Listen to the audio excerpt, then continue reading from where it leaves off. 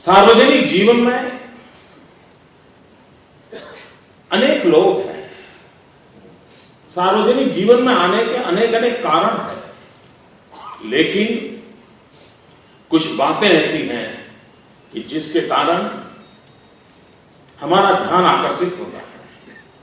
हम जानते हैं कि आज सार्वजनिक जीवन में आने की परंपरा या तो जन आंदोलनों में से आना होता है या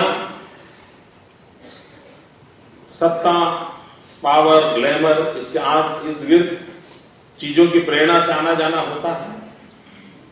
लेकिन अगर सार्वजनिक जीवन में आने का मार्ग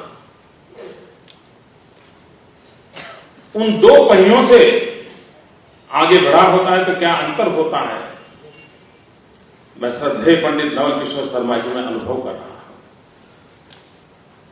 देशभक्ति की लगन, देशदाज, भारत आजाद हो, इस तमन्ना के कारण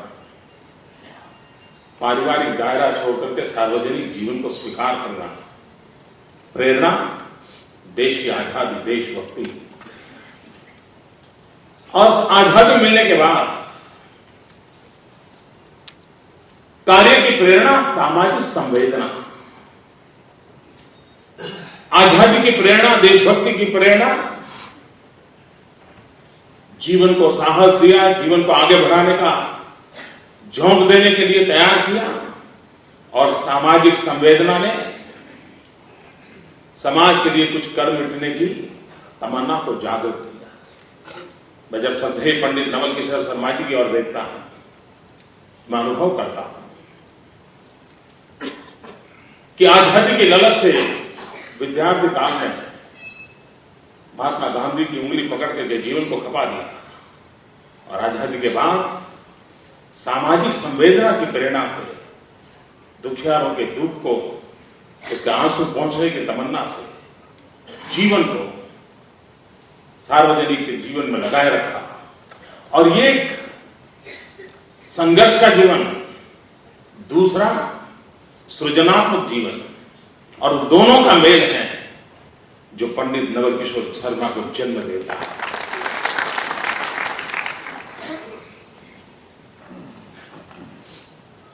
मित्रों, आज की राजनीति और मीडिया दोनों का नाता इतना सघन है कि सार्वजनिक जीवन का व्यक्ति मीडिया के बिना जी नहीं पा रहा है। कोई पल ऐसी नहीं है कि वो नहीं चाहता है कि उसे न लोग देखें, न सुने, न पढ़े। हर पल उसकी एक ख्वाहिश रहती है।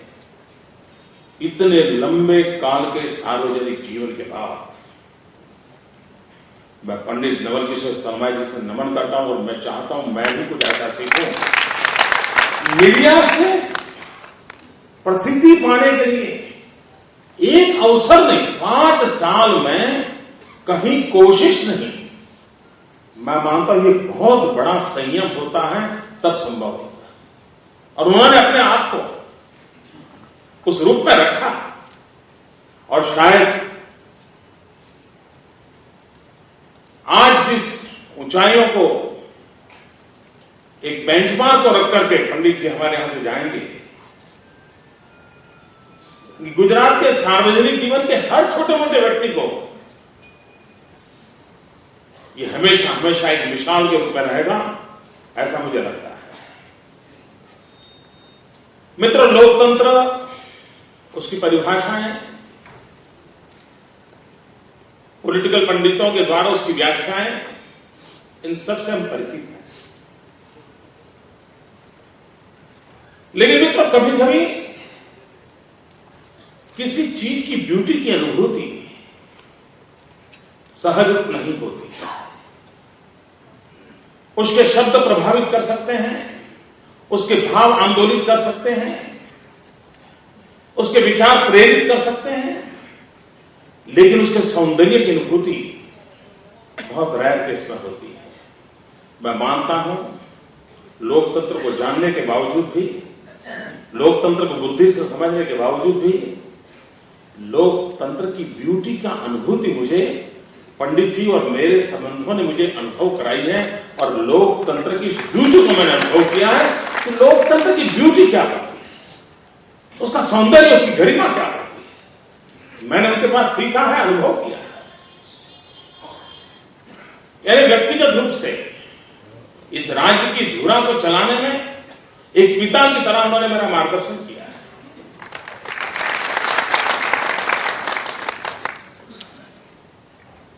शायद बहुत कम सौभाग्यशाली मुख्यमंत्री होंगे जिनको गवर्नर ऐसे मिलते हो।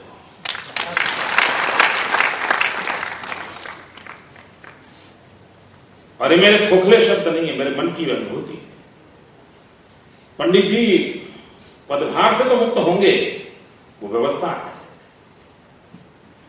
वो बंधारण के बंधनों से तो परे जाएंगे, संविधान की सीमा के बाहर निकलेंगे, लेकिन गुजरात के प्रेम बंधन से मुक्त नहीं हो सकते। गुजरात के साथ उनका नाता और अधिक गहरा बनेगा। आज गुजरात में हम जो सोमनाथ संस्कृत यूनिवर्सिटी का गर्व कर रहे हैं, अगर उस बात के लिए मुझे किसी एक व्यक्ति को नमन करना है तो पंडित नवल किशोर शर्मा। उन्हीं की प्रेरणा, उन्हीं का उत्साह, निरंतर मार्गदर्शन, जिसके कारण इस काम को मुझे करने का आनंद आया। और ऐसी अनेक बातें हैं। और कभी कभी लगता है कि जब हमें कुछ संकट होते हैं, कुछ कठिनाइयां होती हैं, शारीरिक कोई क्षति होती है, तो ईश्वर अतिरिक्त शक्ति देता है। अगर आपको आंख नहीं है तो ईश्वर और ताकत देता है, अगर आपको पैर नहीं तो और ताकत देता है।